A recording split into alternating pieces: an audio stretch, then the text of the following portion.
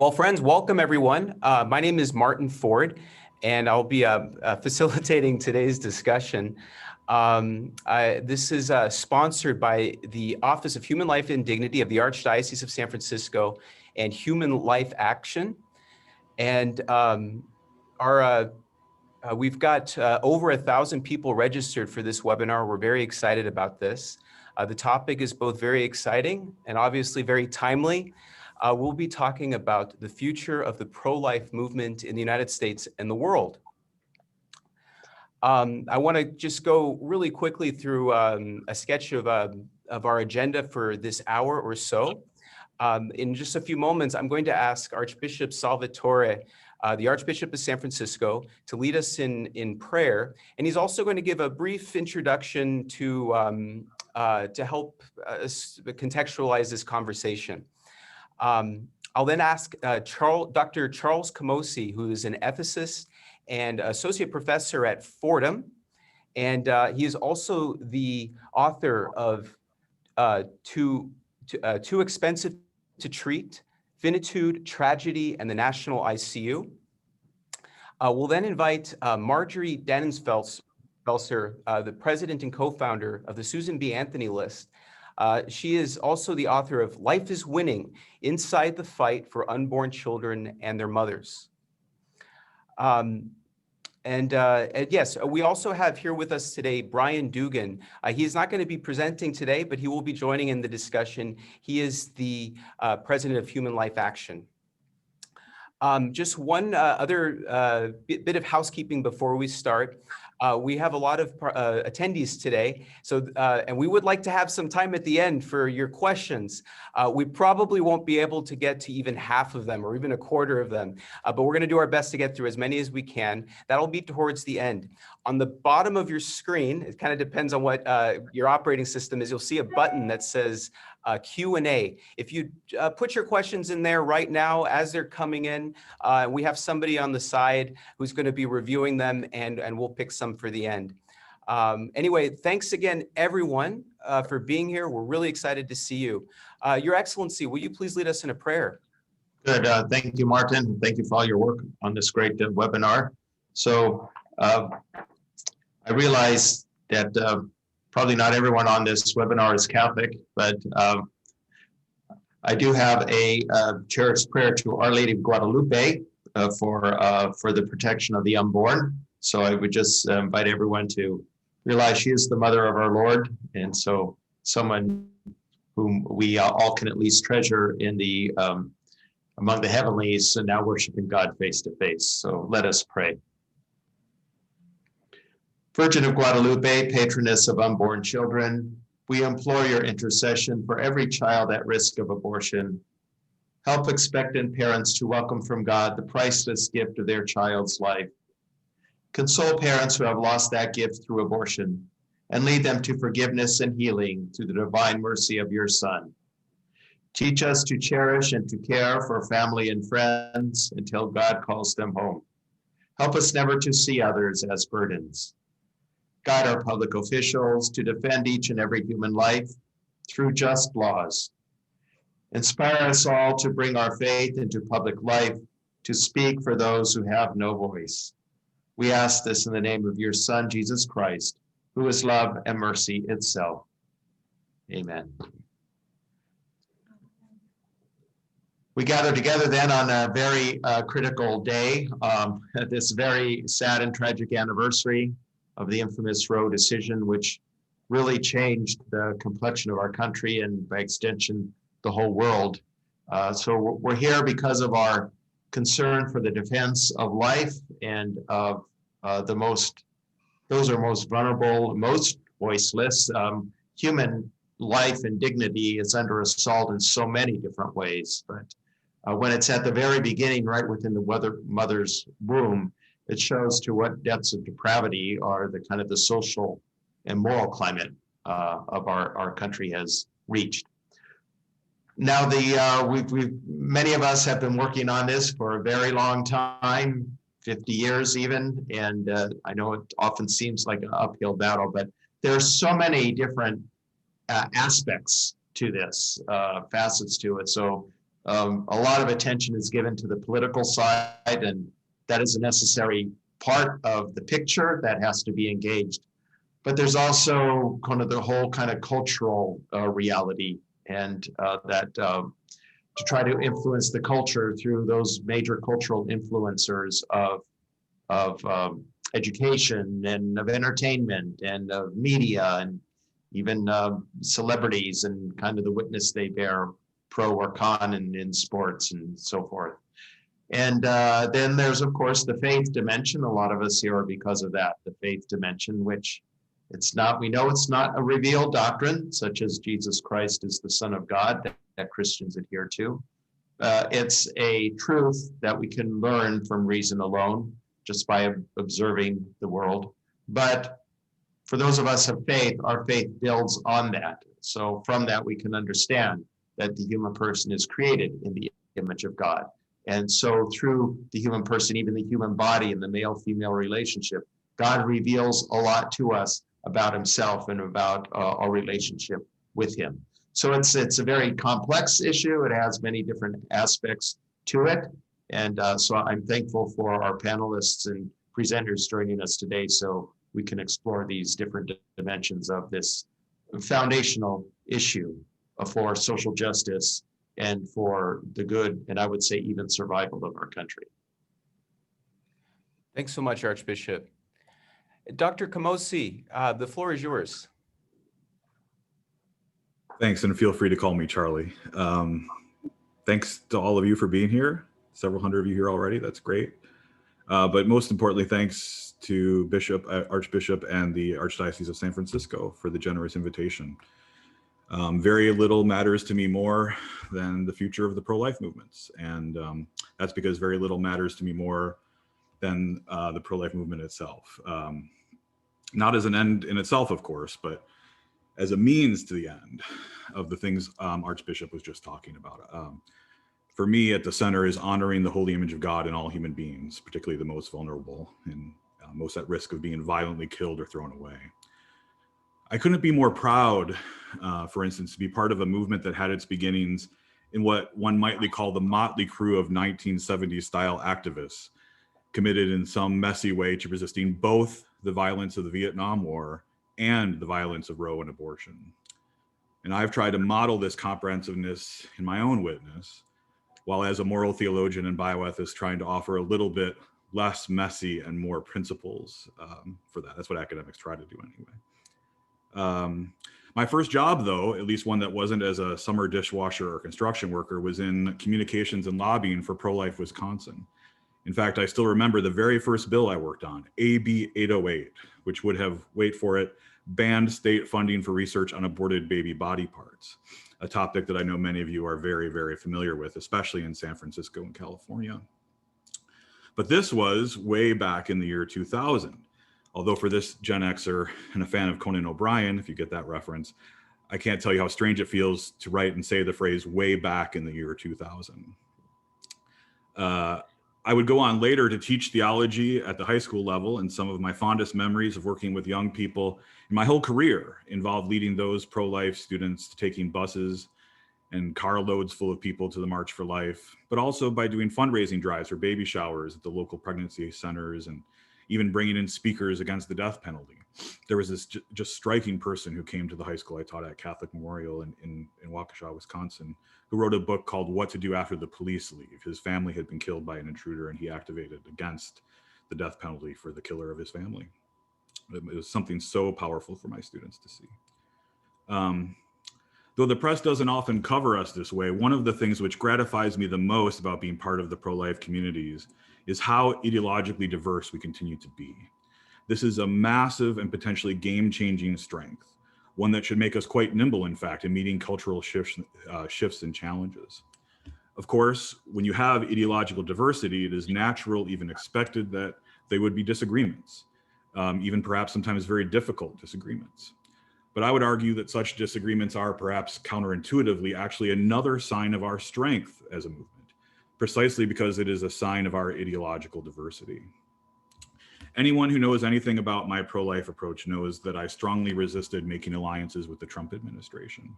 I thought at the time that making a bet on him was the wrong move for lots of reasons. What I didn't realize at the time that it was really kind of like making a bet on Mike Pence, or at least in part making a bet on Mike Pence, or at least making a bet that Trump's behavior wouldn't discredit our working with Mike Pence. Maybe that's the most direct way to say it. And while I still disagree ultimately with the decision to align ourselves with the Trump administration, honest brokers must admit the incredible short-term good that has been done, not least due to the efforts of the Susan B. Anthony list. Some of you may know that I published an open letter to the Holy Father at the public discourse today. In that letter, I encouraged the Holy Father to make prenatal justice a central part of his pontificate going forward at this moment where such justice is so threatened.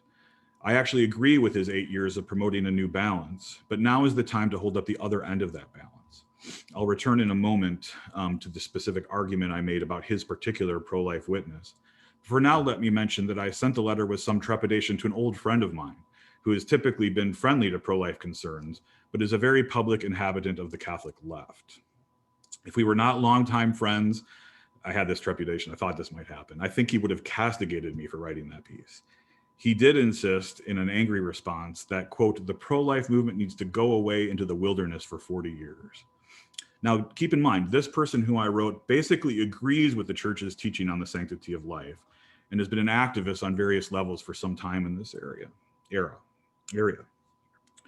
But think about this. If even someone like him, who basically agrees with our premises, believes that the pro-life message has been tainted by its association with Donald Trump to this extent, can you imagine what those who do not have such a view must think? I don't want to rehash the arguments about whether it was good or bad to associate with Donald Trump. I think today's wonderful event, is a dynamite opportunity to focus on our future. But facing the reality of that future honestly and forthrightly means facing the fact that our association with Donald Trump is going to taint us in very specific ways with very specific people for some time to come, particularly with young people and particularly with elite college educated young people. I don't know if I have time to do this. I have a little timer here. It says I've talked for about 5 minutes. I want to make sure I don't go over time. But I just have to say a little bit about my experience teaching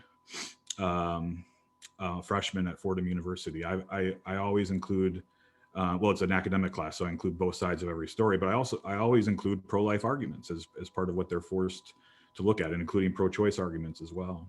And this is my 13th year at Fordham. For the first decade or so, I always had kind of reflexively pro-choice students, but they were at least open to the conversation and were able to engage with arguments and evidence. Something has happened in the last 3 or 4 years where these students are no longer even to engage. I don't know how many of you saw Carter Sneed's panel that he did at Notre Dame with African-American pro-life and racial justice activists like Gloria Purvis and Benjamin Watson. I showed that clip, and a good chunk of my students simply couldn't process what they were watching. This idea that these people would be both racial justice activists and pro-life activists was so discordant with what they thought in their very souls. That instead of like trying to process what they were seeing, they denied that these activists actually believed what they said about things like reparations and racial justice. They thought those things were so antithetical they couldn't really hold them together. That's the kind of thing, at least, and I know my experience is not everyone's experience, and different parts of the country have different experiences. But I think this is something that was revealing to me, and I think is genuinely true in at various levels across the country right now, especially with young people. And this actually leads me to my first thought and formal recommendation about the future of the pro-life movements. We absolutely must be focused on education, particularly middle school and high school age education, because this is where we are losing the next generation. We must do all we can to teach the proper history and ethics here so as to resist the narrative that pro-life can be dismissed as this one thing, like MAGA or Trumpy or conservative. It isn't one thing. That's why throughout this talk, I'm trying to refer to the pro-life movements and the fullness of the pro-life vision offered by Christ and his church. Happily, like a few things that I'll recommend in this talk, this particular recommendation actually fits well with the signs of our times. Education is currently being disrupted in ways that are difficult, but also hopeful. Precisely now is the time where people are looking around for alternatives to what they've seen and what they're experiencing. It's also been a moment for Catholic education. As many of you know, parents have turned to our institutions in dramatic ways during the pandemic, and that's an opportunity as well. We need to take advantage of it. We need to take advantage of this new moment by making sure, for instance, that there's good Catholic curriculum on the fullness of the Church's pro-life vision in place in our schools. Not one, importantly, which proselytizes and indoctrinates, but one that brings to bear the massive and beautiful resources of the Catholic intellectual tradition, which always engages views opposed to its own. It's one reason I love St. Thomas so much. He starts with the opposing views, right? In order to be heard by the next generation, though, to take the next step from education to activism, I also think we simply must put aside the comfortable but outdated political alliances of the last 40 years. For those who have been around for much of that time, this can be difficult to imagine, but I believe we just have to find a way to do it. We simply won't be taken seriously by the next generation if, in the cultural imagination of young people, we are a tool of MAGA or of the old right associated with MAGA. That's just a non-starter for the next generation. The pro-life message is not one that fits, happily, is not one that fits neatly into left, right, US political binaries. Anyone who reads the gospel, indeed anyone who reads St. John Paul II's Evangelium Vitae knows this instinctively. We must be, and are able to be, in fact, given this foundation, nimble disruptors, able to move in and out of multiple issues and multiple political constituencies. Saving babies' lives by working on abortion supply on the one hand and prenatal justice on the one hand, but on the other hand, saving babies' lives by working with more progressive folks to mitigate abortion demand. We can do both. And happily, the ideological diversity that I referred to before about the within our pro-life movements offers us incredible resources to do exactly this. We already know what's in place, but I think it's time to fully welcome groups like Democrats for Life, Consistent Life, Secular Pro-Life, Feminists Choosing Life, New Wave Feminists, Feminists for Life, Rehumanize International, the American Solidarity and Solidarity Party, and so on. There are so many groups out there that reflect our ideological diversity that we need to welcome into the fullness of the movement and listen to them as a guide as we move into the future, as a collection of pro-life movements together. Again, reading the sign of the times, there couldn't be a better time for the pro-life movement to be salt and light in precisely this way. As anybody who pays attention to political trends is already aware of, we're in the midst of a dramatic political realignment in which the coalitions of the early 1980s are not long for this world. I mean, they might even already be gone, or at least really foundationally rocked, such that they aren't what they were before. So this is a new hope, I think, especially for a more populist movement that could be friendly to a full pro-life vision, one that's offered by the Catholic Church, upholding the teachings on abortion and euthanasia, for instance, while also working for a more socially just culture at the same time. We can see this shift most dramatically, I think, in the person of one of the most important Catholic public figures in the country, New York Times columnist Ross Douthat. At one time, he had strong libertarian streaks, lying, in my view, uneasily with his pro-life commitments. But over time, his pro-life commitments trumped his libertarianism, and he is now strongly in favor of government support for women, children, and families in various serious ways that challenged his earlier libertarian streak. We see similar views coming from people like Sohrab Ahmari, Tucker Carlson, and even Marco Rubio in certain circumstances. When I used to be on the board of Democrats for Life, I would go up on the Hill with Kristen Day and meet with GOP staffers as well as Democrat staffers on legislation we were interested in. And we would talk about things like paid family leave with GOP staffers. And they would tell us, you know, we're actually for this, we support this. But it was also clear that they ultimately felt like their political incentives were in a different direction.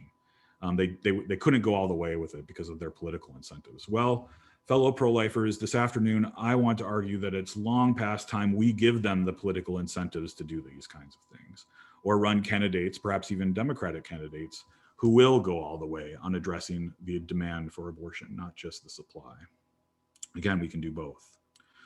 I want to finish by returning to an argument in the open letter I wrote to the Holy Father. In it, I argued, quote, I hope you don't mind me giving you a quote from it. You are now perfectly positioned to insist that prenatal children must be treated the same as other children under law as a matter of justice, but also to show that this is consistent with and not opposed to treating women as equals of men. You could, for instance, lead worldwide campaigns that call for increased healthcare, childcare, familial support, protection from violence, and education for women, while at the same time calling for equal protection of the law for their children, regardless of age. This, incidentally, would be a dramatic strike for the fullness of the gospel of Jesus Christ, which prioritizes both women and children over and against the destructive right-left political polarization that asks us to choose between them, end quote. In my view, it is precisely because Pope Francis has taught and lived out the fullness of the Church's pro-life vision that he is in such a strong place were he to make this kind of clarion call. People would hear him in ways that don't or can't hear other pro-lifers. And this leads me to my final main point in my remarks this afternoon. Having multiple pro-life issues of concern is simply authoritative Catholic teaching. Anybody who reads Evangelium Vitae knows that already. But rather than diluting the power of the pro-life movement, as some suggest it does, this multi-issue approach actually makes our witness stronger, our abortion witness stronger too. Pope Francis's witness on abortion cannot be credibly dismissed as misogyny, conservative ideology, religious extremism, or his obsession with sex, or any of the other things they often throw at us. The pro-life movements in the US must become like Pope Francis, in my view, invulnerable to these critiques and inviting to a younger generation which implicitly cares about issues like racial justice, but is being educated to see this as antithetical to the pro-life movement. We must show them otherwise. Not simply because focusing on racial justice would lead to fewer dead babies, it would, but also because racial justice is a pro-life issue on its own right and on its own terms, as anyone, again, who listens to Gloria Purvis or Ben Watson for 10 minutes already knows well. Most pro-lifers already support, in fact, a multi-issue approach. They know, for instance, that their witness against euthanasia takes nothing away from their witness against abortion, but rather makes it stronger. Let me finish by highlighting an issue that may not be on your radar screen as pro-lifers. My next book, out this July, will be titled Losing Our Dignity: How Secularized Medicine Has Undermined Fundamental Human Equality. In that book, I argue that our incredibly influential institutions of medicine gradually became secularized and then lost any sense of what makes human beings fundamentally equal. Instead, we went grasping for things that liberalism and capitalism has made available to us: autonomy, productivity, choice, self-awareness, and the like. And we eventually concluded that certain human beings that didn't have these traits didn't matter the same as the rest of us. And I tell this story about how this unfolded, from so-called brain death to prenatal children to the offensive descriptor vegetative state, to the cases of Alfie Evans and Charlie Gard. But there is another shoe about to drop here, and that is the populations which have late-stage dementia. If there is a silver lining to the pandemic, it has been that it's forced us to look at how we treat the elderly and those with dementia in particular. And what has been revealed is a crime that calls out to heaven for justice. Things are already so bad with how we treat this population, but we already aren't putting the resources necessary into their care. But I have to tell you, based on my research, it's about to get so much worse. This population is going to double with every generation.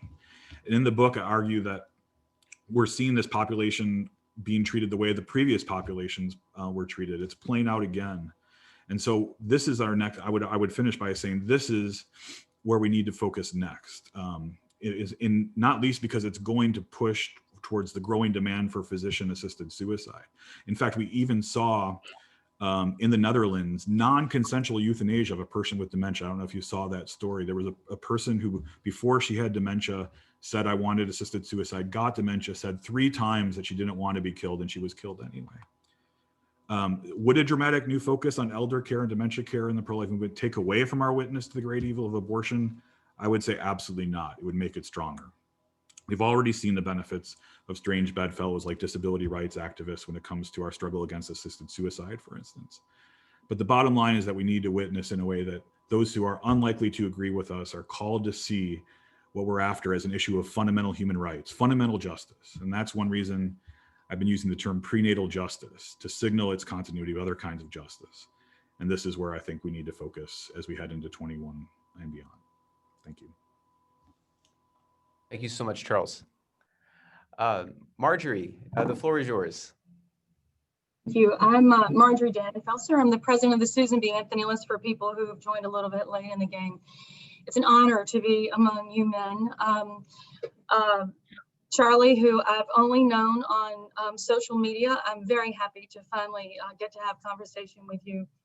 And I know you other men quite well, so thank you. And welcome everybody who's on, who care, each one of you who cares about the future of the pro-life movement.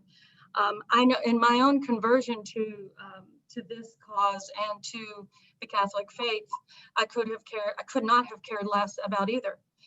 but I came in contact with many that did. Some of the greatest apologists for the faith and some of the greatest apologists for the pro-life movement. I was blessed to meet in college and completely changed my opinion back at Duke University from being an advocate for abortion to being an advocate against it. And this was as a woman moving to Washington, D.C., where every room full of women especially would assume that of course you shared their position on abortion, otherwise you could not believe in that great liberator of women. You couldn't possibly be a serious human being if you believe that the inviolability of the unborn child and the natural connection between mother and child, where if you break it, you have broken one of the most important cords and bonds that our culture and our society and civilization is built upon. I came to believe that through the multifaceted nature of truth, as you communicated very well, Charlie. Through Democrats that I knew. I worked for a pro-life Democrat on Capitol Hill, through Republicans that I knew, activists, regular people who are involved in politics, and people who hated politics. So there's no question in my mind, and it shouldn't be in anybody's, that the question of whether abortion participates in the truth or not is one that transcends politics and transcends our very selves. Just like every other successful human rights battle in our nation's history, those advocates for the human right in question used the tools that were the gifts of the founders in order to right that terrible wrong that burdened our nation. And I believe that this burdens our nation terribly. The scars in women's lives and in their hearts, the ripple effect of that pain in our communities, with the fathers of those children, with the invisible connections and the invisible pain. We will only know the depth of that grief, I believe, in heaven. But one thing that I feel very palpably is the profound impact of the missing children. Not everybody believes that we were created by God for a specific purpose, but if you do, you know and believe that that purpose could never be lived out by anyone else, that only you could achieve that particular purpose. And so when you consider that only over 2,000 children, little boys and girls, don't make it into this world, their purpose does not unfold in this world next door to us, in the building where you work, in the neighborhood where you live, the community where you've grown up, your state, your city. You can see why your town, your home, your community, your state, and your governments are by definition dysfunctional, because they are missing those people that were sent to fill a specific purpose, to solve a particular need. And when I think about these people, I think about disabled children first. Yes, the rocket scientists, and thank God we're at the moon. We've got to the moon. And thank God for the cure that we see coming, vaccination for COVID. But I see the best teachers of our culture as being the disabled children, the ones who show us our own disabilities, the ones who are natural teachers of what it means when Jesus says you cannot enter the kingdom of heaven unless you are like one of these. And so that is where I begin this. While I chose politics as the place to work out that deep human rights wrong, I chose it because it was a gift from our founders. And engaging in politics and trying to sharpen that saw led me to believe that we had to fill that great gap. The pro-life movement had been, in my opinion, in the wilderness for over 40 years because our voice, while was there, but it was not heard, and it was not strong, and it was not focused into a definite definite way forward for it to be implemented into our laws. Again, every other human rights movement and any movement that takes itself seriously very much knows that hearts and minds must be changed, that our reputations matter, that who we connect ourselves with also matters. But it can never be satisfied until those protections are make their way back into the law. because they began or they made themselves for the first time in the law in case of some human rights. So that to me is why the political piece of this is so important, because the law matters and the law actually saves lives. So I just want to say that the power of the pro-life movement is palpably different, effectively different, without question, much, much stronger than it was just a few short years ago. And I believe that the reason for that is that we did hone our strategy. We decided that we had, that there were voices all over the country that weren't being heard, that we need to funnel into specific requests, demands of our elected officials who said they were pro-life. So how do you do that? It's so very practical and frankly, a little bit dull, but it is simple work, but it is incredibly difficult work. And I believe the pro-life movement should be so happy with itself for having made this thing happen and insisting that our elected officials act like they're pro-life. And therefore, just a few short years ago, we in the movement decided that we believe that we can get a pro-life White House. We can achieve a pro-life White House. We can achieve a pro-life Senate. Through those two, we can achieve a majority pro-life, if for lack of a better word, but that's the reality, a pro-life U.S. Supreme Court.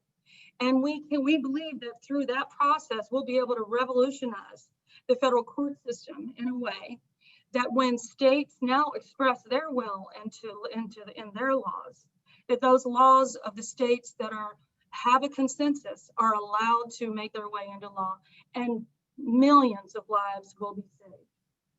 So while there is bad news out there right now, and I acknowledge that there is a surfeit of bad news at the moment on the federal level, the best news is overwhelms that bit of bad news by a landslide, because we are at that place where if we are able to achieve, I believe, some important victories to hold back the siege basically on the federal level and packing the courts through changing of rules in the U.S. Senate. If we're able to basically stay where we are now, just in terms of the battlefield, the laws that are making their ways up through the court system to the Supreme Court could very well, in a few steps, overturn Roe versus Wade. And I think a whole new pro-life movement begins. I think we're on the verge of an entirely new pro-life movement. And the good news that goes along with that is that, frankly, while there is certainly there are certainly many anecdotes of young people who don't like the pro-life movement, there is far more evidence that there is a growing support of the pro-life movement among young people. The polls are there, 7 in 10, or is the last poll that I saw, that is supportive of most pro-life limits. The same for minorities, with Hispanics among minorities being the strongest, but also among Blacks when they are polled. So that opinion is there. And the key to politics is allowing that expression of those opinions to find their ways into the law. That is why I am incredibly hopeful at a very disruptive time, a time of incredible discord. And I'll just get to a couple of concretes and then I'll conclude so that we can have a good conversation, because I look forward to that. The bad news is really obvious on the federal level. We have, because of the sad direction of the Democratic Party, a Democratic Party that left pro-life Democrats on the national level a long time ago, leaves a lot of pro-life regular people around looking for leadership, does not have that in this president. And now we have a Senate, U.S. Senate, that reflects that. With a changing of rules in the Senate, we could see a reversal of the fate that I just, or the good fortune that I just described in terms of the new pro-life movement. But we have great hope that we can withstand that battle in the Senate and avoid court packing. We have to fight to preserve the Hyde Amendment, the thing that keeps our money out of the abortion business and paying for abortion. So we have tough battles there on the federal level. There is no question about it. Unified government against us on the federal level is not good. The good news, however, is that is of course the Supreme Court and 230 federal judges that are that were appointed by a pro-life president as part of his commitment to being a pro-life president. We have a very slim majority. We have 50-50 in the U.S. Senate. So it is a razor thin situation there, and it's a razor thin majority, pro-choice majority in the House. And we greatly closed that margin in this last election by largely the largest group of people who were elected were pro-life women. A record number of pro-life women were elected to the U.S. House of Representatives. I cannot wait for the country to hear from these women. They are beautiful. They reflect the early feminists who rejected abortion. I believe that the future is theirs in terms of advocacy, in terms of compelling arguments against the so-called abortion right. Also, state legislatures. The pro-life movement didn't lose one state legislature. In other words, we won every state. We didn't lose any of the contested current pro-life legislatures. We retained all of them, and we picked up one in New Hampshire in terms of unified House and Senate unity of command in those states. We also maintained every single pro-life governor in this country. We kept and we added one. So we're strong in the Senate. We're strong in the states, where all that springtime of pro-life legislation is coming from, making its way to the court. It's very close on the federal level, and then public opinion. Because I believe because the pro-life movement has been given voice and is really flourishing, it is increasing. We're doing better every year. If you track polls over time, there's no question that we're doing better. The beautiful news, so that's the bad news, and there's the good news. The beautiful news, I believe, also is a continued preparation for the day when this country is perfectly pro-life, when every child is protected in the law. And the beautiful preparation for that time is preparation for the mother and the child who are looking at it, or the mother who is looking at a situation and asking the question, how in the world am I going to do this? The proliferation and the growth of pregnancy centers all over the country are one beautiful answer to that question. And then one thing we're doing at the Susan B. Anthony list that is brand new and will spread to 30 states in the next 4 years is a plan to inventory every single state in cooperation with dioceses all over the country. Inventory every single state for every single possible help that mother and child would need in the first 2 years of life. Secular, religious, pregnancy care, education, care for the child first 2 years of life in terms of childcare, the whole gamut, all the questions that she has, and a way to answer that question, how in the world am I going to do this thing? So I'm going to wrap it up there, but I think that we are at the strongest and the most hopeful moment in the pro-life movement in 48 years. And I'm in that place for very concrete reasons. So I'm happy to have a moment to express that. Thank you. Thank you so much, Marjorie. Your Excellency, will you please ask the first question, then we'll get to our audience questions. Thank you. Thank you, Martin. Thank you, both Charlie and Marjorie, for your great presentations. I'm going to make a little executive decision here because I'm the Archbishop and offer some reflections that are also an implicit question for the panelists to weigh in on, but then ask a question as well. Because I began by saying how this is so multifaceted. There's the political angle, there's the cultural angle, there's the faith angle, and there's also the science angle. So I want to get eventually the question asked having to do with that. But first, some reflections on the politics and the cultural issue. Charlie spoke about the this political realignment, and it's curious how it actually, in a sense, began early on in the abortion movement, because we're so conditioned by how the two principal political parties are now. But if you really think about it, when abortion was just beginning to gain traction in the country back in the 60s and then into the 70s, you would think by their political philosophies it would be flip-flopped, right? Because the Republicans are the party of small government, keep government out of people's lives only to the extent necessary to ensure good order and defend the country. And Democrats have always been, or are supposed to be, the party of the little guy, and defending the poor and those who don't have the resources to help themselves. So you would think they would be on the side of the unborn and especially single mothers or stressed families with the new life coming into the world. So it's curious how this is flipped. So we already see this kind of, and I know there are reasons for that, but we already saw like a political realignment going on then. I'm very grateful for what both speakers said about presenting a broader vision of what pro-life movement means, because I often remind people of this, that as people who are dedicated to the pro-life movement, remind us that our goal is not to make abortion illegal, right? If that's all we did and nothing more, it's not going to reduce abortions, or at least not very much. Our goal is to eliminate it. Actually, our goal is to make abortion unthinkable.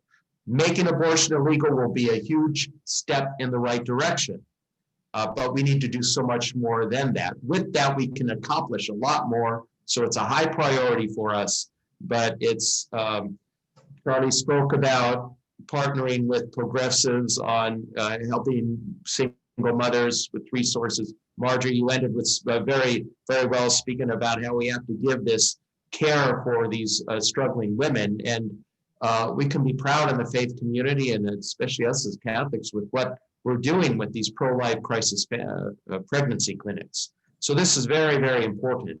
But it ultimately, this has to be a high priority.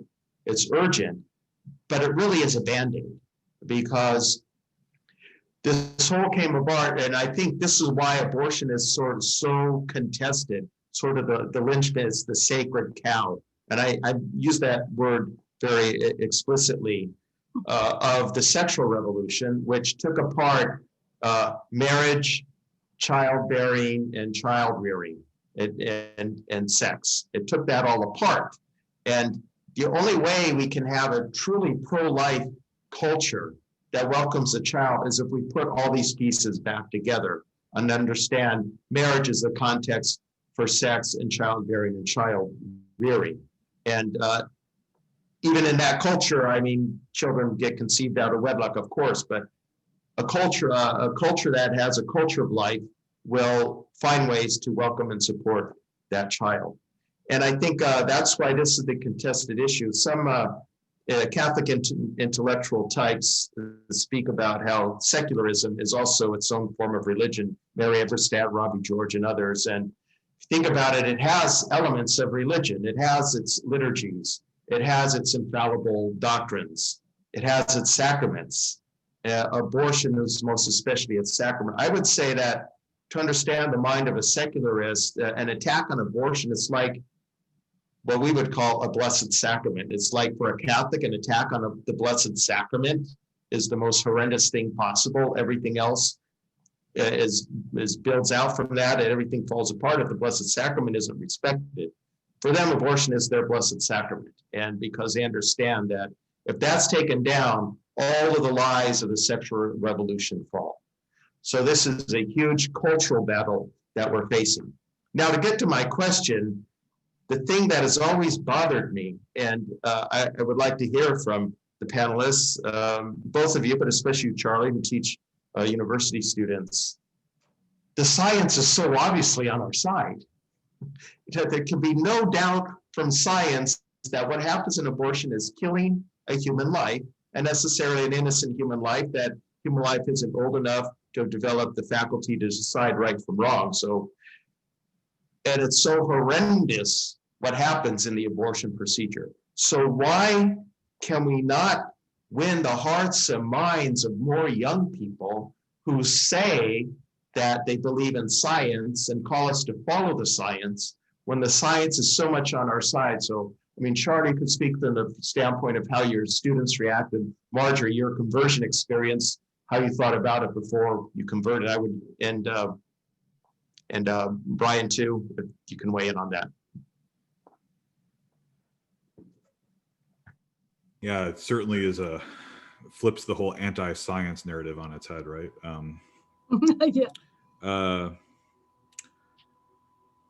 I guess this is only one person's experience, but it is, I guess, 13 years teaching college and 4 high school. A good majority of people who identify as not pro-life haven't really spent a lot of time thinking about the question, right? It's just not on their radar in any systematic way. I mean, it very rarely gets beyond kind of platitudinous thoughts about choice or autonomy or women's rights, and many of them were taught the prenatal biology that many of us got in school, and many of them have relatives that have had, 3 and 4D ultrasounds on their kitchen refrigerators, so and on their phones. So my experience anyway is that it's rarely gets to the point. I mean, this is why the push for justice, I think, is so important. If we can focus on the language surrounding justice that so many of folks who disagree with us tend to use about other topics and populations who are thrown away and discarded, often violently, like in racial justice considerations, that can draw them to the science that, Archbishop, you're pointing out in a way that is really, really powerful. At least that's my experience. But a lot of folks actually, in my experience, when they're first confronted with this in my classes, say, I guess I just never thought about this entity as having a justice claim at all. So even if they know the science, they're kind of programmed. This is why I think education is so important, to view this from a completely different lens, one that doesn't even engage with the kinds of issues and language that you point out. But when we can get them to that point, and that's again why education is so important, the language of justice plus the just obvious 4D and 3D ultrasound. I like to point out that they now can get an app on their phone and an extension on their phone where they can listen to the heartbeat of a prenatal child at 6 or 7 weeks now. So, again, putting technology along with the science. They love technology, obviously. But the lens is everything. The way their window into this conversation, the door through which they come to the conversation, is everything. Yeah, cognitive dissonance is best used in this context. I think one of the best examples that there is. I was so vested in the idea that abortion was part of the liberation of me, that I would not allow an unexpected pregnancy, as I would have thought it, stop me from living my life, following my hopes and dreams. I thought I was pregnant on the first day of college at Duke University, and I planned the abortion with my dad. And turns out, thank God, I called from the student center to the doctor, and turns out I was not. But I wasn't dumb. I took biology. I knew science, but I was vested in this being more complicated than it seemed, not straightforward. There are a lot of things to balance. Yes, I didn't see that young life as being morally equivalent because I didn't want to. Now think about people like Speaker Pelosi, who grew up with this argument her whole life. And I want to thank you from the bottom of my heart, Archbishop, for communicating what you did, that we as Catholics could vote on abortion as a preeminent issue and not be a traitor to democracy. That she has the same cognitive dissonance, and she has the same vested life in this, regardless of what she thought before. And you can just, it's like the students, Charlie, you were saying in your classroom that listened to Ben Watson and somebody else, I can't remember, but about the connection between minority rights and the rights of the unborn, and they just don't believe. They're not going to believe it. They're not going to believe that it's true. I think that's what it is. The best. When I was really kind of just coming over to the pro-life issue, or at least willing to listen, I read something and actually talked to and had her speak at a group, Frederica Matthews Green, who wrote this metaphor that is oft repeated that I encourage you to Google, and I won't get it completely right, but she compared the plight of a woman in an unplanned pregnancy to a bear being trapped in a steel leg hold trap. That the desire, it is a desperate feeling, and that you're willing to maul yourself to just get out of it. You feel so trapped and so there is no possibility of freedom for you, that you're willing to gnaw your own leg off. That's actually the analogy that she used, the metaphor. And that self-destruction, which really is what abortion is, seems like a better thing than not being free.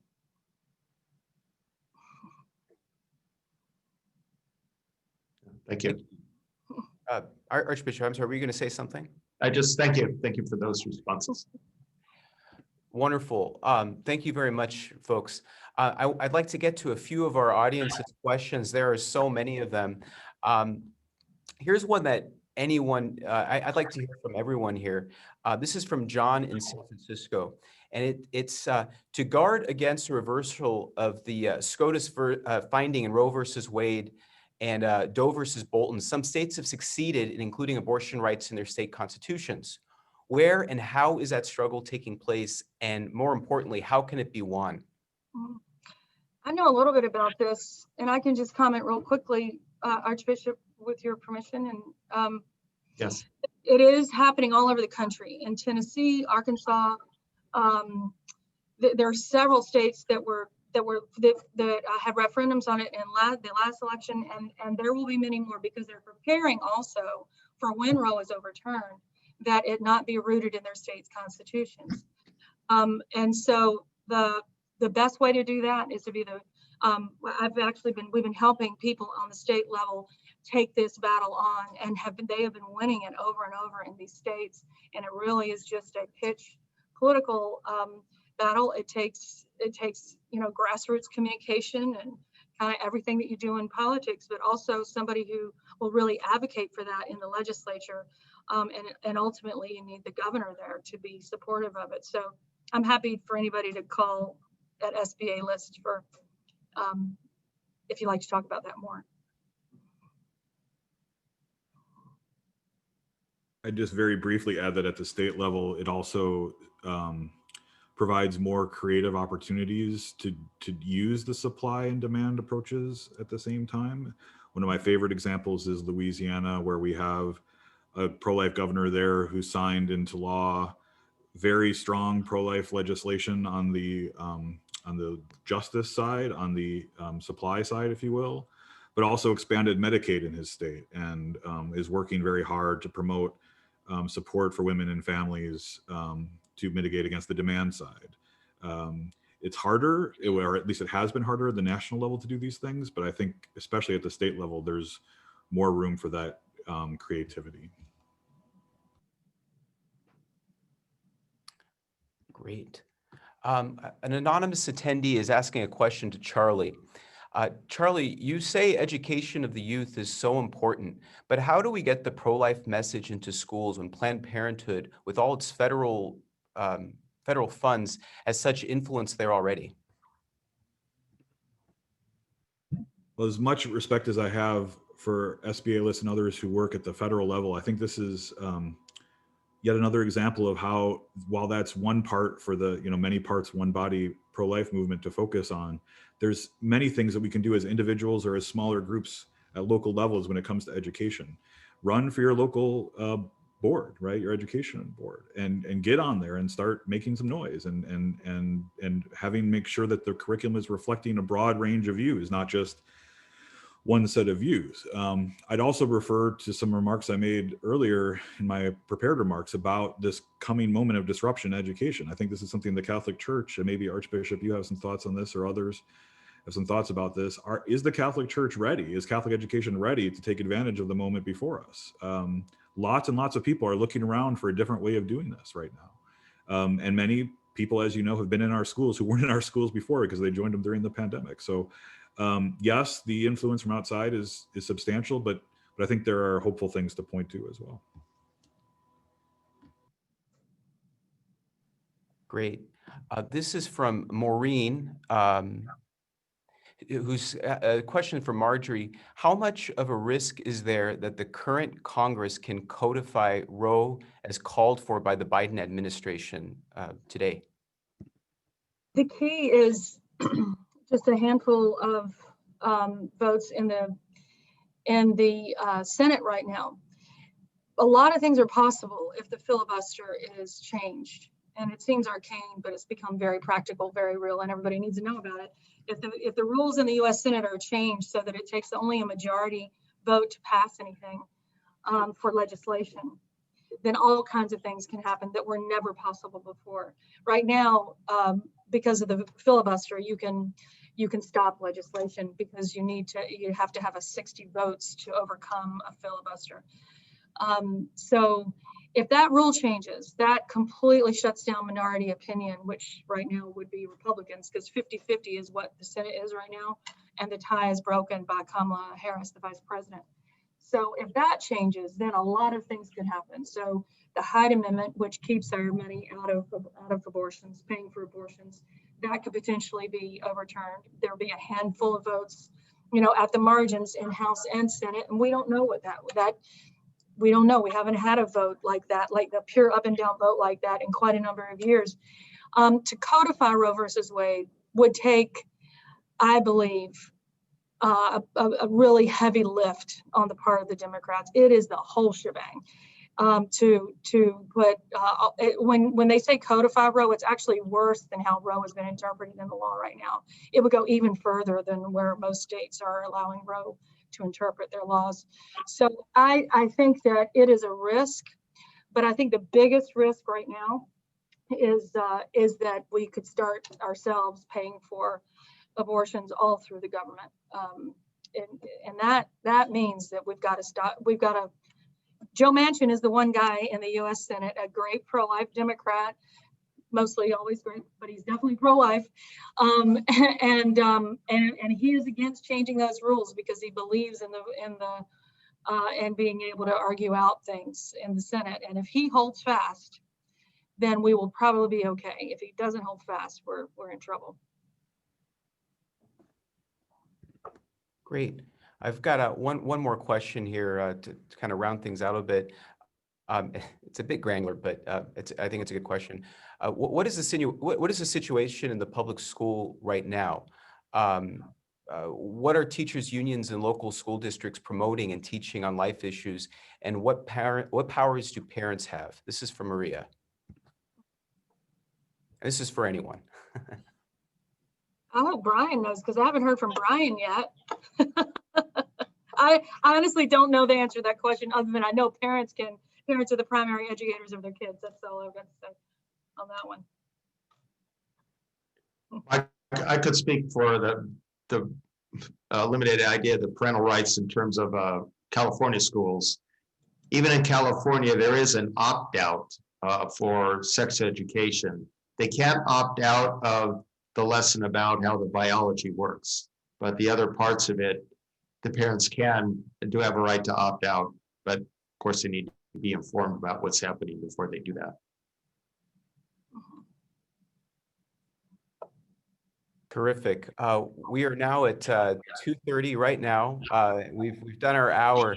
I want to thank everyone here, of course, Archbishop Salvatore Cordileone, Marjorie Dannenfelser, Dr. Charles Camosy, Brian Dugan. We also want to thank Maggie Gallagher from the Benedict XVI Institute and Jan Potts from the Archdiocese of San Francisco for really helping us get the word out for this event. We're going to have this event put onto YouTube in the next couple of hours or so, so you can all see it. So thanks again, everyone. Archbishop, will you please give us your blessing? Yes. May the Lord bless you and keep you. May he let his face shine upon you and be gracious to you. May he look upon you kindly and grant you his peace, the Father and the Son and the Holy Spirit. And Amen. Amen. thanks again, everyone. Thank you. Thank you. Thank you all.